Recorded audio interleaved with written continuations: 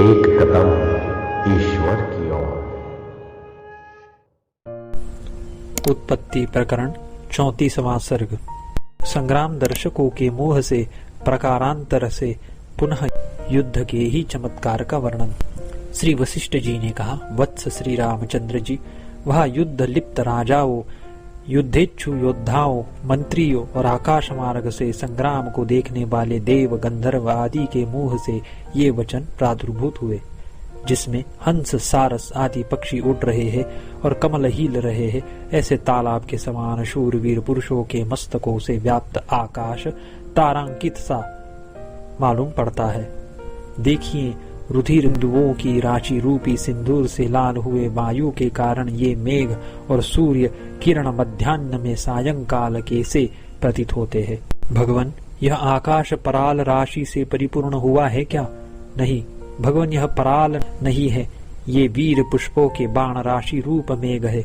रुधिर से पृथ्वी में जितने रणरेणु सींचे जाते हैं, उतने हजार वर्षों तक योद्धाओं का स्वर्ग में आवास होता है।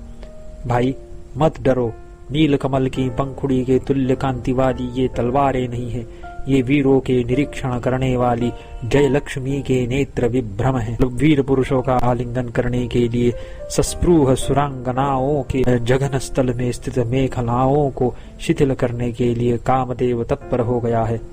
सुंदर भुजलताओं से मनोहर लाल पल्लवों के सदृश कोमल हाथों से युक्त पारिजात आदि पुष्प मंजरियों के दर्शन से जिनके नेत्र आह्लादित है, आसव की अत्यंत सुगंधि से सुगंधित मधुर सूर से गा रही नंदनवन की देवियां तुम्हारे आगमन की आशंका से नाचने के लिए तत्पर हो गई है। जैसे ग्रामीण सुंदरी अपने कटाक्ष निरीक्षणों से अपने पति के अंतःकरण को अधीर कर देती है, वैसे ही यह सेना कठिन कुल्हाड़ों से प्रतिपक्षी सेना को काट रही है। खेद है, मेरे पिताजी का दैदीप्यमान कुंडल से युक्त सिर भाले से काल के अष्टग्रह की नाई सूर्य के निकट भेज दिया गया है। पैरों तक लटकी हुई जंजीर में गुंथे हुए दो बड़े बड़े पत्थरों से युक्त चित्रदंड नामक चक्र को वेग से घुमा रहा ऊपर को बाहु फैलाया हुआ यह योद्धा यम की नाई प्रतीत होता है। दक्षिण दिशा से चारों ओर सेना का संहार करता हुआ इधर आता है। अतः चलो, जहाँ से हम आए थे वही चले। यह डरपोक की डरपोक के प्रति उक्ति है। देखिए, तुरंत कटे हुए कंठ छिद्रों में डुबकी लगा रहे सफेद चीलों से व्याप्त युद्ध के बाजे के ताल से उछल रहे कबंद रणभूमि में नाच रहे हैं। देवगणों की गोष्ठियों में परस्पर यह चर्चा चली थी कि कौन धीर पुरुष कब कैसे और किस लिए स्वर्ग आदि लोगों में जाएंगे।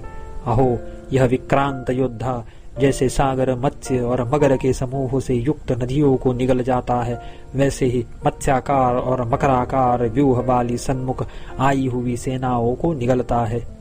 हाथियों के गंडस्थलों में बिखरे हुए धाराकार बाणों की पंक्तियां पर्वतों के शिखरों पर गिरी हुई संपूर्ण वृष्टियों के समान शोभित होती है। हाँ, भाले ने मेरा सिर काटा, ऐसा कहने की इच्छा कर रहे मेरे कट कर उड़े हुए सिर ने स्वर्गारोहण के उत्सव को देखने से मैं जी गया, न कि मरा। यो हर्षपूर्वक जो आकाश में वचन कहा, उसे पक्षी के विरुद्ध की नाई लोगों ने सुना। जो यह सेना क्षेपणी यंत्र से निकले हुए पत्थरों की वृष्टि से हमें सींचती है, उसे जंजीरों के जाल से जबरदस्ती बांध दो, ऐसा एक योद्धा दूसरे योद्धा से कहता था। पहले की पत्नी अप्सरा बनकर रणभूमि में मारे गए पति को वली पलित से निर्मुक्त यानी देवभूत जानकर ग्रहण कर रही है। यह देवताओं की उक्ति है। भालों के समूह की प्रभाएं मानो वीरों के स्वर्ग में चढ़ने के लिए बनाई गई स्वर्ग पर्यंत फैली हुई सीढ़ियां है। जो योद्धा की पत्नी स्वतः सुंदर और स्वर्णाभरणों से सुंदर पति के वक्षस्थल में मरी हुई देखी गई थी, वह यह अप्सरा होकर भर्ता की खोज में तत्पर दिखाई देती है। जैसे महाप्रलय के कल्लोलों से सुमेरु पर्वत आहत होता है, वैसे ही उद्धत मुष्टि वाले योद्धाओं से हमारी सेना मारी जाती है। बड़ा खेद है। यह कातर पुरुष की उक्ति है। हे मूढ़ो, आगे बढ़कर लड़ो, अपने घायल सैनिकों को ले जाओ। अधमों, इन बेचारों को पैरों के प्रहार से मत कुचल डालो। केशपाश की रचना में व्यग्र अत्यंत उत्कंठित अप्सराओं के समुदाय में दिव्य शरीर से समीप में प्राप्त हुए इस योद्धा को देखिए, जिनमें सुवर्ण सदृश कमल विकसित हुए हैं।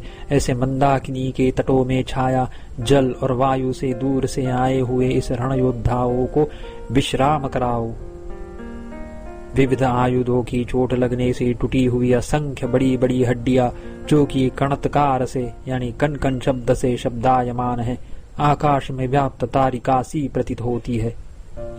जीव रूपी नदी प्रवाह वाले, बाण रूपी जल वाले तथा चक्र रूपी आवर्त वाले आकाश रूपी सागर में बड़े बड़े पर्वत भी अनुरूपता को प्राप्त हो रहे हैं। ग्रहों के मार्ग में घूमने वाले राजाओं के सिरों ने आकाश को जिसमें बह रहे वायु से कमल चंचल है, ऐसा कमलों का तालाब बना दिया है।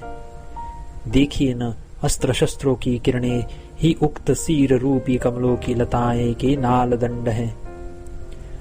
उनसे लगी हुई तलवारें उनके पत्ते हैं, त्रिशूल भाले आदि उनके कांटे हैं, पताकाओं के वस्त्र उनके मृणालों के अंगभूत बड़े पत्ते हैं, और बाण रूपी भंवरे उनमें लगे हैं। जैसे पर्वतों में पिपीलिकाएं लीन हो जाती है तथा जैसे पुरुषों के वक्षस्थलों में स्त्रियां लीन हो जाती है, वैसे ही मरे हुए हाथियों के ढेर में डरपोक लोग लीन होते हैं। विद्याधरों की अंगनाओं के अलकों को अनुकूल रूप से हिलाने वाले अतएव अभूतपूर्व उत्तम सौंदर्य से संपन्न कांत के मिलन के सूचक मंद मंद वायु बहते हैं। भाव यह कि वायु घर से आ रही विद्याधरों की अंगनाओं के अलकों को उल्लासित करने के कारण अनुकूल होने से शकुन रूप है, अतएव मनोरथ सिद्धि के सूचक है। उड़ रहे आकाश में स्थित छत्रों ने मानो चंद्रमा का संपादन किया। यश रूप मूर्ति से चंद्रमा ने भूमि में शुभ छातों का संपादन किया।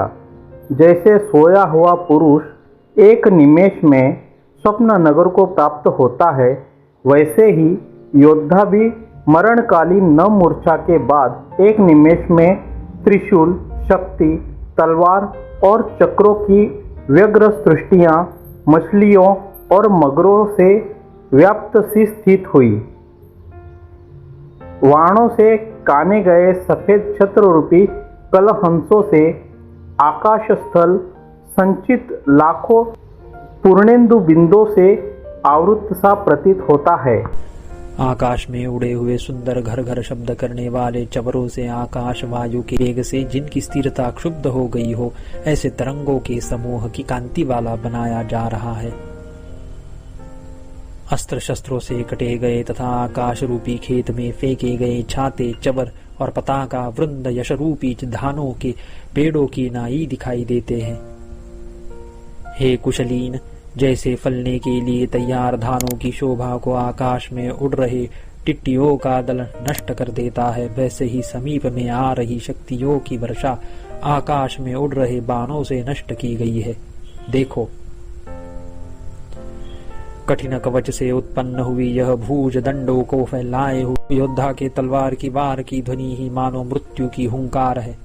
इस जनक्षय के अवसर में तलवार आदि अस्त्र शस्त्र रूपी प्रलय काल के वायु से परास्त दांत रूपी झरनों के जल से युक्त घायल हाथी ही पर्वतों की तरह प्रतीत होते हैं। हाँ, खेद है, रुधिर के महान तालाब में चक्र, रथारोही वीर, सारथी और घोड़ों से युक्त तथा शस्त्रास्त्र से परिपूर्ण रथ रूपी नगर रुद्ध गति होकर छटपटा रहा है। नाच रही काल रात्रि वीरों की भुजाओं, हाथियों की सुंडों और कवच रूपी वीणा के तारों में तलवार के आघात से उत्पन्न वादन शब्दों से मानो वीणा बजाती है। मनुष्य, हाथी, घोड़े और गधों से जो खून के झरने निकले, उनके बिंदुओं से सरोबोर वायु से लाल हुई दिशाओं को देखो। जैसे मेघ में बिजली का प्रादुर्भाव होता है, वैसे ही काली जी की केश राशि के समान काले अस्त्र शस्त्रों की किरण रूपी मेघ में युक्त आकाश में बाण रूपी कलियों के समुदाय की माला प्रादुर्भूत होती हुई है। असंख्य रुधिर से लथपथ टूटे फूटे भूखंड और अस्त्र शस्त्रों से व्याप्त भुवन अग्नि लोक की नाई चारों ओर से उठी हुई ज्वालाओं से युक्त सा प्रतीत होता है।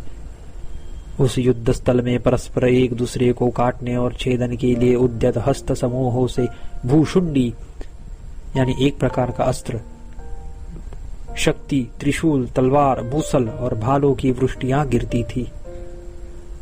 हटने में असमर्थ अनेक योद्धाओं में एक शूरवीर द्वारा अतिशय हस्तलाघव से प्रहार करने के कारण जिसमें राक्षसों की माया के तुल्य शुरों की चेष्टाएं हैं, क्रोध से निरीक्षण करने वाली योद्धाओं की बुद्धि है, ऐसे रण को स्वप्न के समान सामने देखता हूँ। स्वप्न पक्ष विनाश के अनुकूल छेदन, भेदन, संचलन आदि से रहित स्वाप्निक पदार्थों में एकमात्र जागरण से प्रहार किया जाता है, यानी बाधा पहुंचाई जाती है।